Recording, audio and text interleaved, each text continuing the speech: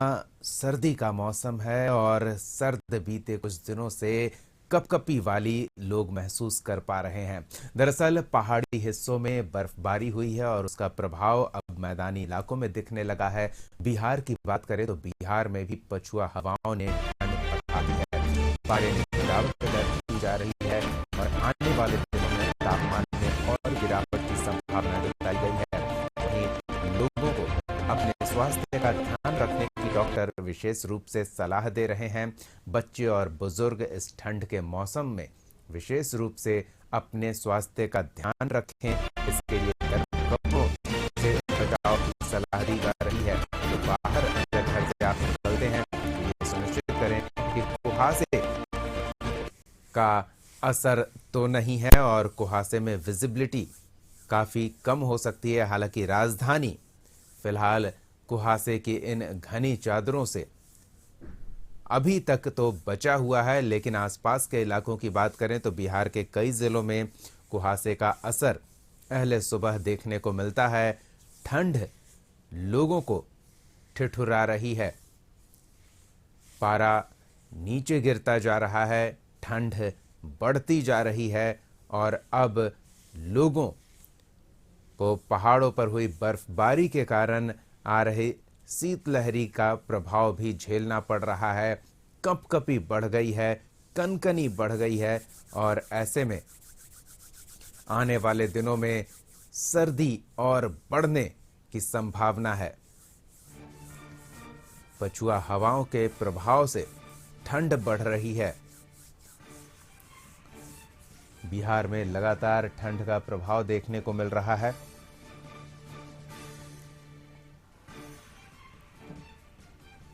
चलिए सीधे अपने सहयोगी आशुतोष का रुख करते हैं और उनसे जानते हैं कैसा आज का मौसम है अन्य जिलों में। और राजधानी पटना में आज कम से कम लोगों को घर से बाहर निकलने पर घने कोहरे की चादर का सामना नहीं करना पड़ेगा। आशुतोष। देखिए, दो चीजें होती हैं। जब घना कोहरा होता है तो ठंड कम महसूस होती है। यहाँ पर पटना में कमोबेश ये परिस्थिति है कि कोहरा भले ही थोड़ा कम हो, लेकिन ठंड का एहसास होने लगा है।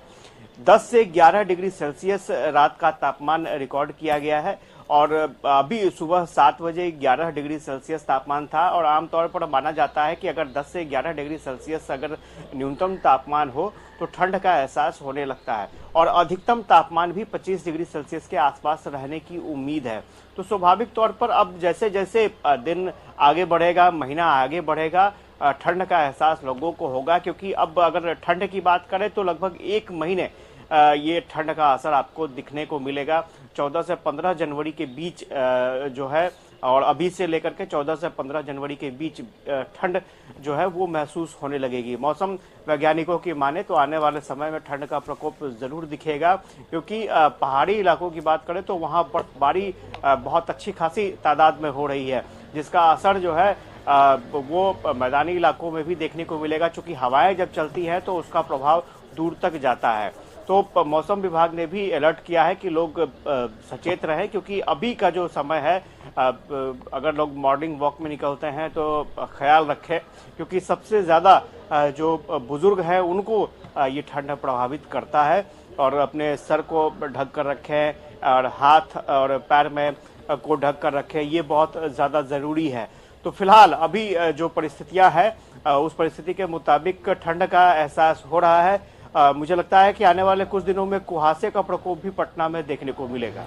बिल्कुल आशुतोष, मौसम वैज्ञानिक क्या बताते हैं, क्या ठंड का कैलेंडर शिफ्ट किया गया है? क्योंकि अमूमन पहले की बातों को अगर याद करें तो दुर्गा पूजा के बाद दिवाली और दिवाली से मैक्सिमम छठ तक तो ठंड लोगों को परेशान करने लगती थी। छठ घाटों पर पहुंचने वाले लोग गर्म कपड़ों में ही पहुंच पाते थे, लेकिन अब दिसंबर शुरू हो चुका है और तब ठंड का प्रभाव देखने को मिल रहा है। देखिए, ये कोई पहला मर्तबा नहीं है। इससे पहले भी इस तरह की परिस्थितियां दिखी हैं। क्योंकि जलवायु परिवर्तन के कारण बहुत सारी चीजें जो है वो बदल रही हैं, मौसम बदल रहा है और कहा जा सकता है कि ठंड 1 महीने अब विलंब हो चुका है। चूंकि जो ठंड नवंबर महीने में महसूस होती थी, अब वैसा ही ठंड अब दिसंबर से शुरू होता है। तो स्वाभाविक तौर पर जलवायु परिवर्तन का असर पूरे ग्लोबल वैश्विक स्तर पर इसका असर देखने को मिल रहा है। लेकिन खास तौर से अगर आप जब ठंड की बात करेंगे तो ठंड का जो प्रभाव है वो धीरे धीरे नवंबर से बढ़कर दिसंबर तक शिफ्ट कर गया है। और दिसंबर में भी अगर 13-14 दिसंबर की बात करें तो 13-14 दिसंबर के बाद ही ठंड का ज़्यादा एहसास होता है। अब अंदाज़ा आप लगाइए कि अभी 10 से 11 डिग्री सेल्सियस न्यूनतम तापमान है और ये तापमान और घटेगा। यानी अगर 6-5 तक तापमान चला जाए तो ये कोई बड़ी बात नहीं होगी। और बिहार में खास तौर से पटना में ये स्थितियां रही हैं। और अगर सबसे ज़्यादा ठंड की बात करें तो गया जिले में देखा जाता है बहुत ज़्यादा ठंड देखने को मिलता है। वहाँ पर 4 डिग्री सेल्सियस तक तापमान चला जाता है अमूमन। तो इस बार तापमान कितना गिरता है ये देखना होगा, क्योंकि मौसम वैज्ञानिकों की माने तो ठंड इस बार ठंड का प्रभाव देखने को मिलेगा। अब ठंड का तापमान यानी तापमान कितना नीचे जाता है वो देखने वाली बात रहेगी। लेकिन इतना जरूर है कि अब से, क्योंकि 13-14 दिसंबर के बाद से लोगों को ये एहसास होगा। आपने देखा होगा कि जिला प्रशासन, पटना जिला प्रशासन की तरफ से पहले ही रात्रि विश्राम गृह का निर्माण करा दिया गया है, समय से पहले करा दिया गया है। क्योंकि ये अमूमन मानकर चला जा रहा था कि जब ठंड का प्रभाव बढ़ेगा तब लोगों की कठिनाइयां बढ़ेंगी और अचानक आनन फानन में कुछ करने से नहीं होगा। इसके लिए पहले से तैयारियां होनी चाहिए।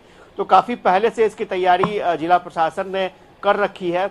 अब जैसे जैसे महीना आगे बढ़ेगा वैसे वैसे ठंड का प्रभाव भी बढ़ेगा और उसके लिए जिला प्रशासन को और अतिरिक्त सुविधाएं लोगों को देनी होगी, जगह जगह अलाव की व्यवस्था करनी होगी। तो फिलहाल ये माना जा सकता है कि ठंड ने दस्तक दे दी है और इसका प्रभाव जो है वो आगे और बढ़ने वाला है। जी बिल्कुल। और ऐसे में खास तौर पर बच्चों और बुजुर्गों को अपने सेहत का ध्यान रखना जरूरी हो जाता है। डॉक्टर भी इसी तरह की सलाह देते हैं। तो इसमें कोई दो राय नहीं है। आप देखेंगे कि आमतौर पर ठंड में ब्रेन स्ट्रोक की समस्याएं बहुत ज्यादा बढ़ जाती हैं और खास तौर से जो बुजुर्ग लोग हैं उनके साथ ये समस्याएं होती हैं। तो ऐसे में डॉक्टर साफ तौर पर सलाह देते हैं कि आप अपना सर ढक कर रखें और अपना पैर जरूर ढक कर रखें, क्योंकि ज़्यादा प्रभाव जो है शरीर पर वहीं से देखने को मिलता है। और ख़ास तौर से बच्चों की बात करें तो बच्चों को भी बचाने की ज़रूरत है और ये भी गाइडलाइन, ये भी सलाह डॉक्टर देते रहते हैं। और आने वाले समय में चूंकि आप देखेंगे कि ठंड के कारण जो खास तौर से जो फुटपाथ पर लोग रहते हैं तो उनके लिए मुसीबत बढ़ जाती है। तो यही वजह है कि बिहार सरकार ने ये व्यवस्था कर रखी है कि जब जब ठंड की व्यवस्था हो तो एक तो है कि आप विश्राम स्थल बना दें ताकि जो लोग जिनके ऊपर छत नहीं है वो रात में आसानी से सो सके, आराम से सो सके, अपने आप को ठंड से बचा सके। और दूसरी व्यवस्था होती है अलाव की, तो अलाव जलाने की भी व्यवस्था होगी, लकड़ी की व्यवस्था की जाएगी। एक और विकल्प दिया जाता है कंबल की। तो जरूरत पड़ने पर राज्य सरकार की तरफ से आपदा प्रबंधन विभाग जरूरतमंद लोगों को कंबल की व्यवस्था भी मुहैया कराता है।